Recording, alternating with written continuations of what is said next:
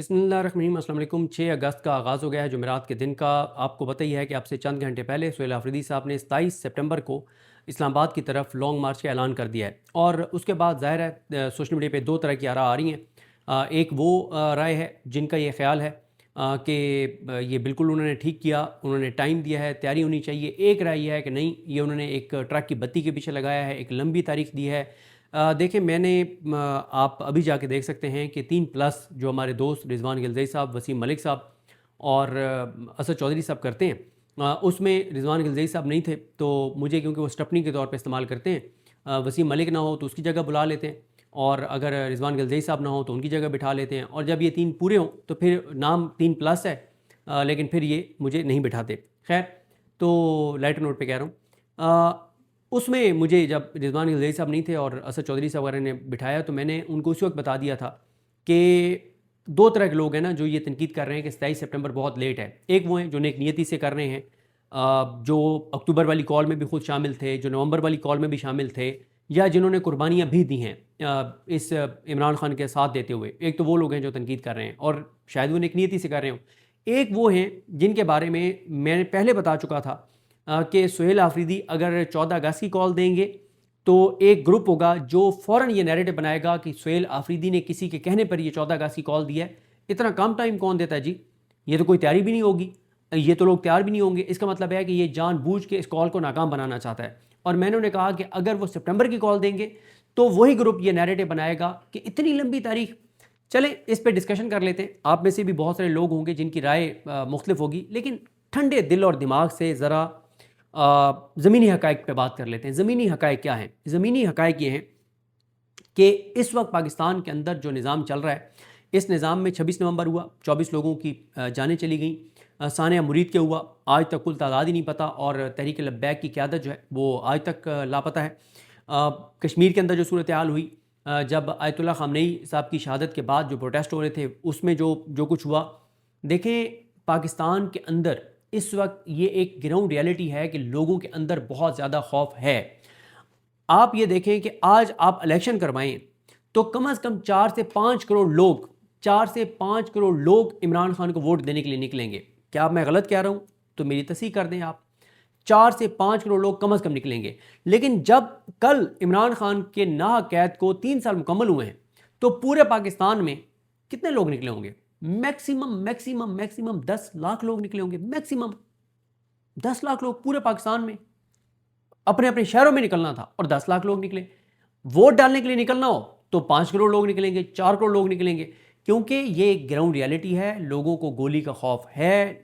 जो बंदा घर से, ये जो 10 लाख लोग कल निकले हैं ना, ये वो लोग हैं जब ये घर से निकल रहे थे तो इनको पता था कि मैं गिरफ्तार हो सकता हूँ, मैं जबरी तौर पे गुमशुदा हो सकता हूँ,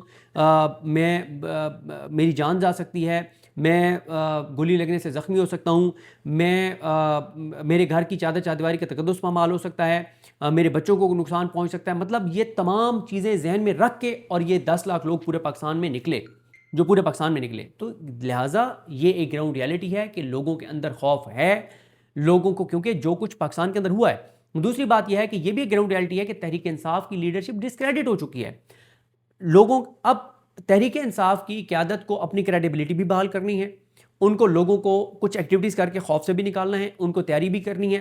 क्योंकि अगर कोई ये कहता है कि नहीं, लोग तो निकलने के लिए तैयार हैं, लोग तो इनकलाब के लिए तैयार हैं, तो फिर सुहेल आफरीदी की कॉल की ज़रूरत नहीं है। ये जो कॉकरोच पार्टी बनी है इंडिया में, उसको जो बनाने वाला है, क्या वो कोई किसी पॉलिटिकल पार्टी का या पीटीआई जैसी कोई पॉपुलर पॉलिटिकल पार्टी जो वहाँ की है उसका कोई नुमाइंदा था? उसका कोई नामजद करता था? नहीं। एक नौजवान खड़ा हुआ और लाखों नौजवान उसके साथ खड़े हो गए, और अभी जब उसने धरना दिया तो 1 लाख से ज़्यादा नौजवान उसके साथ निकले।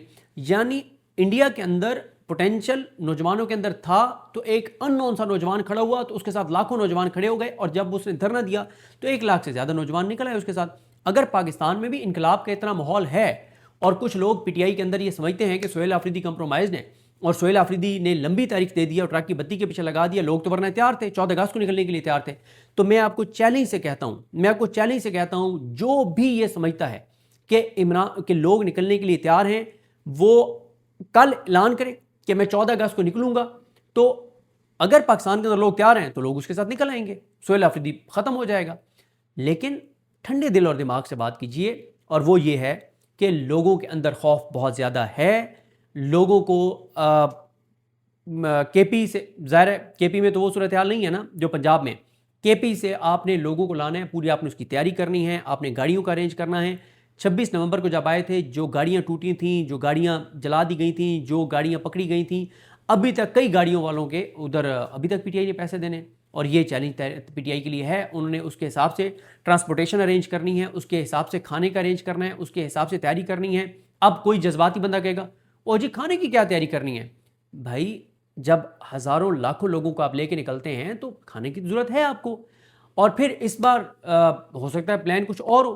پلان یہ ہو کہ اگر یہ اسلام آباد، پنڈی اور پنجاب کو بند کرتے ہیں تو آپ کے پی کے حدود میں آ کے بیٹھ جائیں، ہر چیز کو ان کو بند رکھنے دیں. 1 دن 2 دن 3 دن 4 دن، کوئی جلدی تو نہیں ہے نا. کشمیر کے لوگ جب نکلے ہیں تو 2 ماہ سے زیادہ ہو گئے ہیں بیٹھے ہوئے ہیں نا، راولہ کوٹ میں 2 ماہ سے زیادہ ہو گئے ہیں بیٹھے ہوئے ہیں. تو ہو سکتا ہے جب پی ٹی آئی نکلے تو ہو سکتا ہے یہ لڑائی لمبی ہو. اور اگر پنڈی، اسلام آباد اور پورے پنجاب کی موٹر ویز اور سب کچھ خود حکومت بند کر دیتی ہے تو اس سے زیادہ پی ٹی آئی کو کیا چاہیے؟ وہ آ کے بیٹھے رہیں. اور اب آپ دیکھیں گے کہ یہ جو ایک ٹائم انہوں نے دیا ہے، اس میں جو حالات اکانومی کے بگڑیں گے، اس سے پہلے جو محسن نقوی نے کہہ دیا، جس کی انہوں نے اب وضاحت کر دی ہے کہ سسٹم کولیپس کر گیا ہے، تو اس سارے میں یہ ایک اور پریشر ہوگا. سیاسی عدم استحکام، معاشی عدم استحکام میں تیزی سے اضافہ کرتا ہے. پہلے ہی جب محسن نقوی نے کہہ دیا کہ سسٹم کولیپس کر گیا ہے تو اگر کوئی انویسٹ کرنا بھی چاہتا تھا تو اب کیوں کرے گا کہ محسن نقوی کہہ رہا ہے سسٹم کولیپس ہو گیا، اس کا مطلب ہے چیزیں تو نہیں چل رہی. گھر کا بندہ کہہ رہا ہے کہ چیزیں نہیں چل رہی، حکومت کے گھر کا بندہ، سسٹم کے اندر کا بندہ کہہ رہا ہے کہ کام نہیں چل رہا. تو اس کا مطلب یہ ہے کہ اگر حکومت کے گھر کا بندہ یہ بات کہہ رہا ہے تو پھر پیچھے کیا رہ جاتا ہے؟ تو یہ ساری چیزیں. تو میں یہ، اور پھر اس کے علاوہ بات، میں ہمیشہ یہ بات کہتا ہوں اور حلفاً یہ بات کہتا ہوتا ہوں کہ جس بندے نے نہیں جانا نا، ڈی چوک پہ نہیں جانا، وہ کہتا ہے، اور 99% لوگ وہ ہیں جنہوں نے ڈی چوک نہیں جانا، لیکن ان کی خواہش یہ ہے کہ کے پی والے نکلیں، پشتون نکلیں، 2.5-3 لاکھ پشتون نکلیں، کوئی 1-1.5 لاکھ پنجاب کے لوگ نکلیں، کوئی سندھ سے نکل آئیں، کوئی بلوچستان سے نکل آئیں، کوئی کشمیر سے نکل آئیں. یہ 4-5 لاکھ لوگ ڈی چوک جائیں، جا کے گولیاں کھائیں، گولیاں چلائیں، اور یہ جا کے اور کیا کریں کہ یہ جا کے اور اس حکومت کو گرا دیں تاکہ ہماری زندگیوں میں سکون آ جائے. مجھے نہ نکلنا پڑے، میں نہ نکلوں. نکلیں پٹھان، نکلیں بلوچ، نکلیں پنجاب سے کچھ لوگ، لیکن حکومت کو یہ گھر بھیج دیں، کیونکہ مجھے اس بات کا پتہ ہے کہ جب تک یہ حکومت رہے گی ہماری زندگیوں میں کوئی آسانی نہیں آنے والی. ہماری زندگیوں میں ہر آنے والے دن کے ساتھ مشکل ہوگی، لیکن مجھے نہ نکلنا پڑے. بات یہ ہے کہ جن لوگوں نے نکلنا ہے وہ بھی کسی کے بچے ہیں. اگر ان کے بچے ہیں تو ان کو بھی اپنی اولاد اسی طرح سے پیاری ہے جیسے کسی باپ کو ہوتی ہے. اس کے بچوں کی بھی اپنے باپ سے وہی محبت ہوگی جو بچوں کی والدین سے ہوتی ہے. وہ اگر کسی بیوی کا شوہر ہے تو اس کی بھی کوئی ذمہ داریاں ہیں. اگر وہ کسی ماں کا بیٹا ہے تو اس کا مطلب وہ بھی، اس کی جان بھی اتنی قیمتی ہے.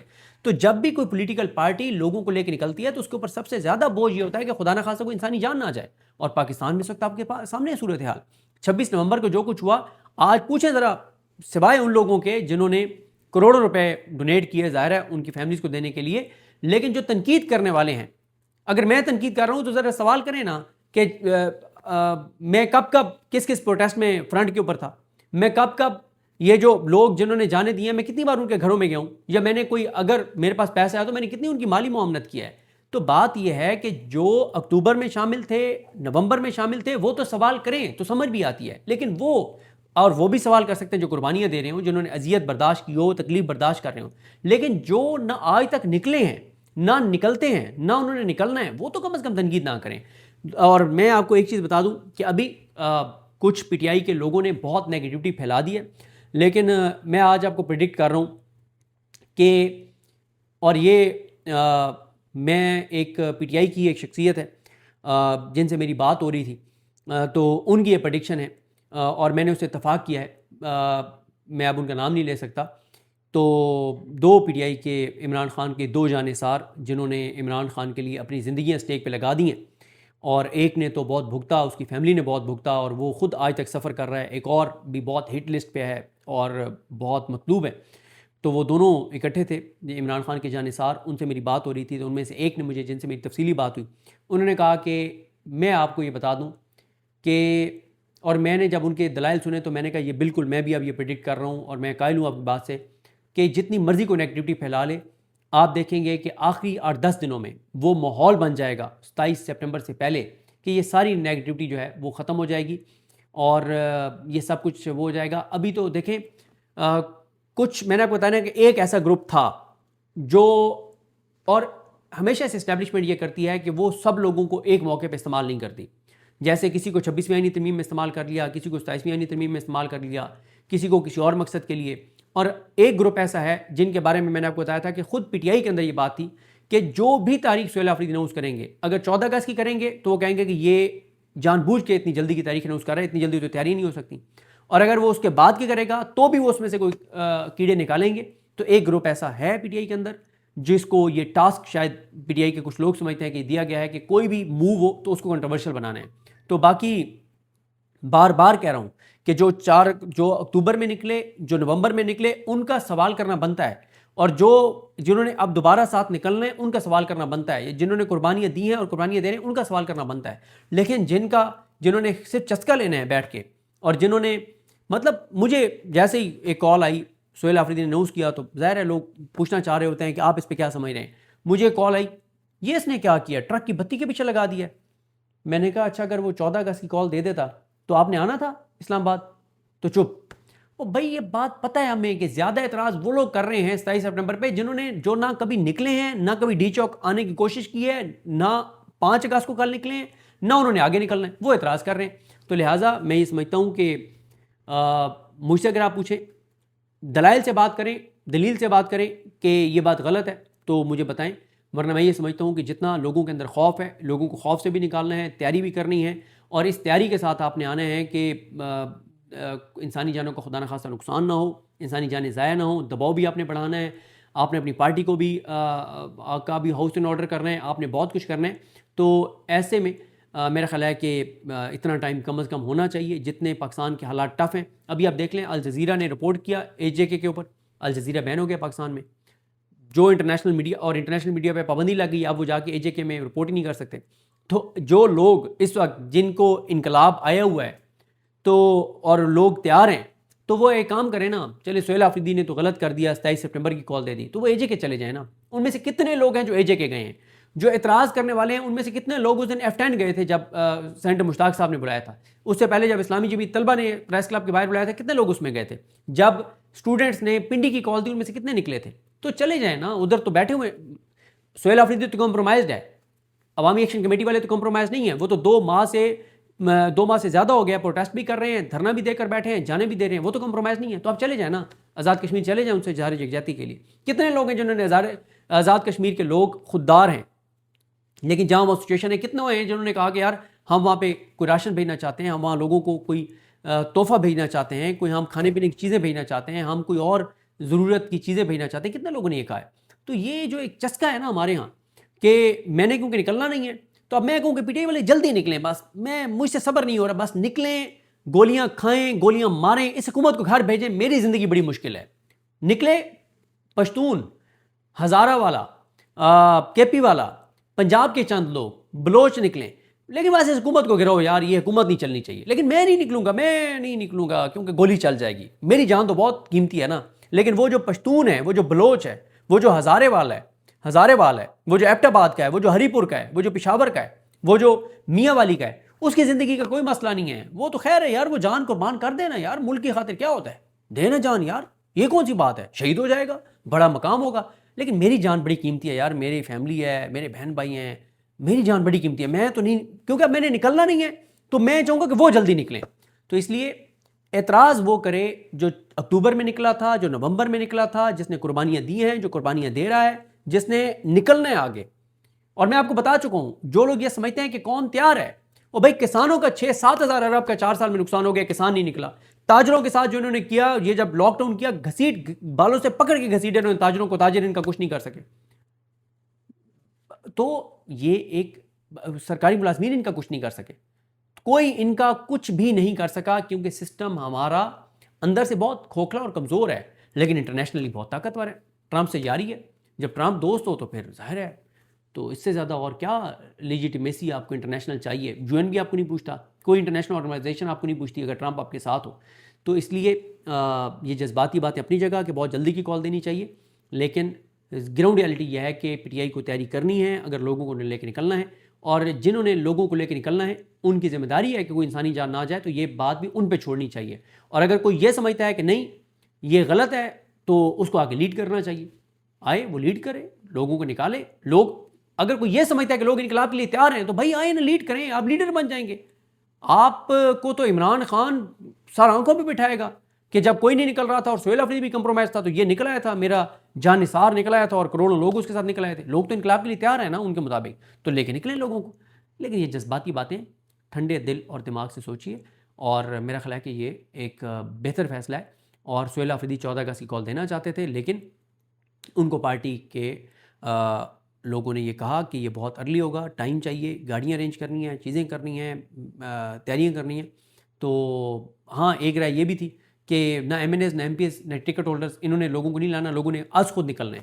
لیکن اس کے لیے بھی جنہوں نے از خود بھی نکلنا ہے تو اس کے لیے بھی تو آپ کو تیاریاں تو کرنی ہے نا، ان کے کھانے پینے کا انتظام کرنا ہے۔ اگر آپ نے کے پی کی سائڈ پہ رکنا ہے تو بہت کچھ آپ نے تیاریاں کرنی ہیں، پلاننگ کرنی ہے۔ تو دیکھتے ہیں بہرحال چیزیں کیسے آگے بڑھتی ہیں۔ مجھے اپنی دعا میں یاد رکھیں۔ اللہ کریم ہم سب کا حامی ناصر ہو۔ اللہ حافظ۔